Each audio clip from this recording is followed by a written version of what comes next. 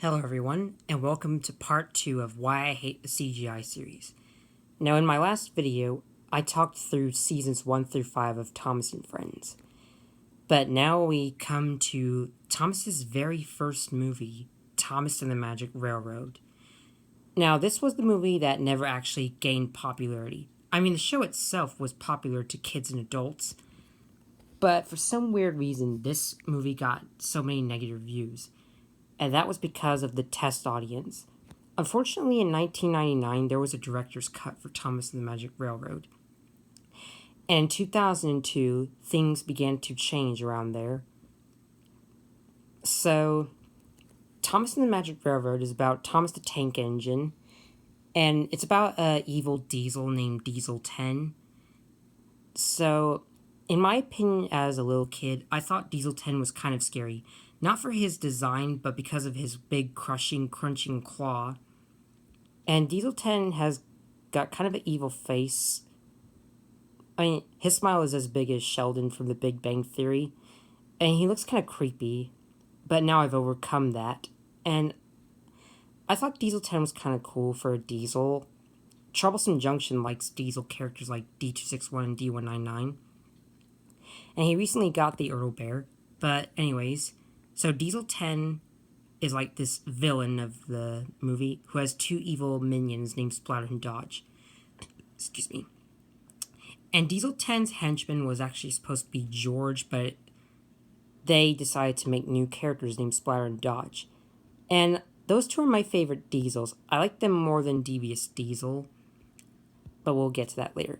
It's sad that Splatter and Dodge only appeared in this one episode or movie. I wish they would have appeared more, but someone made an edit in Middle Engine that added Splatter and Dodge. It's like a work print footage, which is fan-made. I thought it was kind of cool. And my favorite characters from that movie are Lady here and Mr. Conductor. So Lady is this gold engine. She has a gold smokestack, some gold buffers, and some gold lamps. And the movie is about gold dust, and gold dust plays a popular role in this movie. So it's what helps Mr. Conductor teleport. Mr. Conductor is another one of my favorite characters, and he's played by Alec Baldwin. Alec Baldwin is one of my favorite narrators. I like the US dub more than the UK dub if you haven't seen part 1. Anyways, Lady here is my favorite female character because she's so cute looking, and she isn't based off of a real life engine. She's just, I don't know how you describe Lady's design. I don't see any engine who looks like this in real life, but I thought Lady was a very awesome character. At first I thought her kind of weird because she didn't have a face, but when she was pulled out of retirement, her face was recovered. And then came to my favorite part. My favorite part is when they bring Lady back, and when they defeated Diesel 10. Like, they defeated him in a cool way. So Lady and Thomas get chased by him. They go to the old viaduct that's on the verge of collapsing. Lady and Thomas make it safely, and Diesel 10 falls into a barge. We later see Diesel 10 and Lady soon, but not Splatter and Dodge. Alright, so with that being the movie, I wish that this movie would have gained so much popularity if it wasn't for the test audience, because how many of you love Lady as a character? Do you like Lady, Diesel 10, and Splodge? Tell me in the comments below. Even though you don't like this movie, do you just like the characters? I'll have to admit that Thomas does look kind of weird because he has no cab windows, and he was only in the movie for 11 minutes. That's kind of weird, but I still like the new characters they've introduced. Anyways, now we come to Season 6, and Season 6 had a newer change. Now, unfortunately, they never brought in Boko. Boko was this diesel engine who helped Bill and Ben behave themselves. And I don't know why they never brought Boko into Season 6. Like, I don't know what happened there. I mean, Derek also was a character who was supposed to appear in one episode, but he made a cameo in something which I'll get to soon. But Season 6 was kind of different from Season 5. We got new stories, and we even got new characters like Salty, Harvey, Elizabeth, Jack, and the Pack.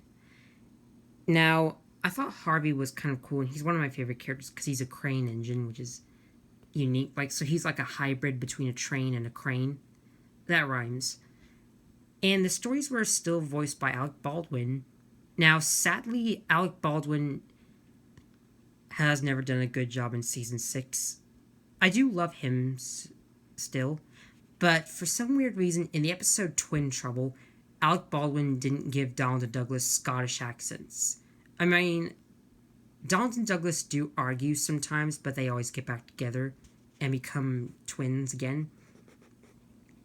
I mean, most people don't get along in real life. But anyways, Cranky the Crane is still there, which is cool. And they even had a new location like Brenham Docks. And unfortunately, Mavis was the only Diesel who could keep Bill and Ben in order. That's... And season 6 is one of my least favorite stories, although the crashes were pretty interesting. Percy crashing into a chocolate factory, Duncan losing his whistle, and a few other incidents. Oh, and I can't forget Thomas Percy and the Squeak, because of Dirty Percy, that joke, and Alicia Body, who is another human character that was introduced. And then comes to season 7, and season 7 was very, very cool. It felt like season 7, only there was a new narrator and some new characters. Those new characters being Emily, Murdoch, Arthur, Spencer, and Fergus. Now, sadly, Fergus only appeared in 3 episodes, and he never appeared again after season 7. Reason being is because Fergus's model was damaged after Bill, Ben, and Fergus was filmed. With that being the case, I honestly don't know how they got away with making Salty Stormy Tale and Fergus's last appearance, which is Fergus Breaks the Rules, but you guys could tell me. Maybe they might have filmed those episodes before they did Bill, Ben, and Fergus. And the new narrator was called Michael Brandon, and I love Michael Brandon so much. Like, he's always as good as George Carlin and Alec Baldwin. Like, George Carlin, Alec Baldwin, and Michael Brandon are my favorite narrators. I'm not a big fan of Ringo Starr and Michael Angelis, in my opinion, but you guys may like Ringo Starr and Michael Angelis. Or some of you may like the US dub. Tell me in the comments below if you like the US or UK dub more. Alright, so... One weird thing in season 7 is that in the US dub, the music was very, very beautiful. Like, I could listen to it for hours upon hours.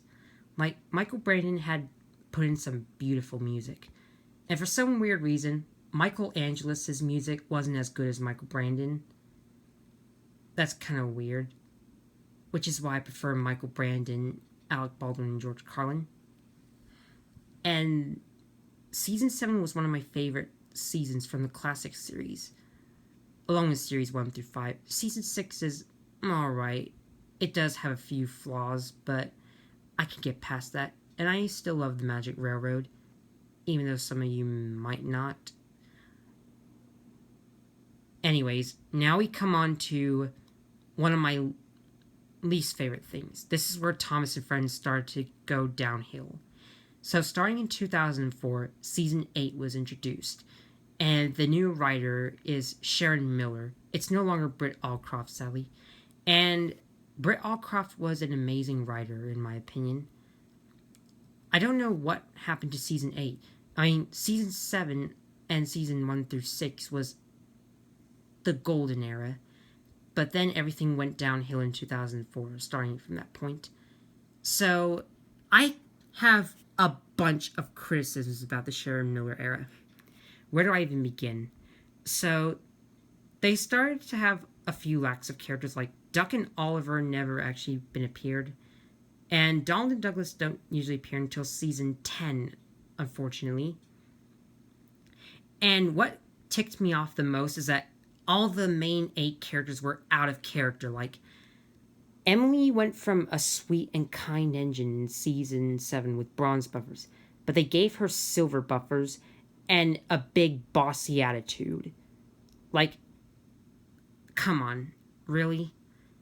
Anyways, another change is that Arthur used to be a shiny red in season 7, but when he was introduced in season 8, they gave him like a maroon color of red, which is very, very weird. And not just that, but the one character who is out of the character the most is Thomas the Tank Engine himself. Thomas the Tank Engine went from like this little cheeky blue tank engine. He's not bad. He's not a bad person. He does mean well, and he is there to help whenever someone's in trouble. Like, he rescued James from the breakdown train, and he even rescued Lady from Diesel 10. But Thomas's new personality is that he's gotten more mischievous than he was before, and more forgetful. Like, for example, in the episode Chickens to School, Thomas is tasked to take some chickens to the market, sheep to the farm, and the children to school. But then he gets so sleepy and tired that he forgets everything, and he jumbles it all up. And then he yawns, sheep to market, children to farm, chickens to school. Why? That's not the Thomas the Tank Engine I know. Thomas would never do that. I mean, I could be wrong, correct me if I'm wrong, but that's what I didn't like about Season 8, Thomas's personality. And I don't know how James, Edward, Henry, Gordon, Percy, and Toby were out of character, but you guys could tell me if their personalities have changed. I just don't like the fact that Thomas and his friends are now starting to act like children, and Donald and Douglas and Duck and Oliver never had any stories dedicated to them. Donald and Douglas might have. And what's insulting is that they never brought back Fergus just because his model was damaged. I mean, couldn't they have just taken the time to repair Fergus so that way they could bring him into the Season 8 era? I mean, this was where things went downhill. Alright, so we're out of time for this part. In my next part, I'm going to talk about Season 9 through 12, as well as Calling All Engines.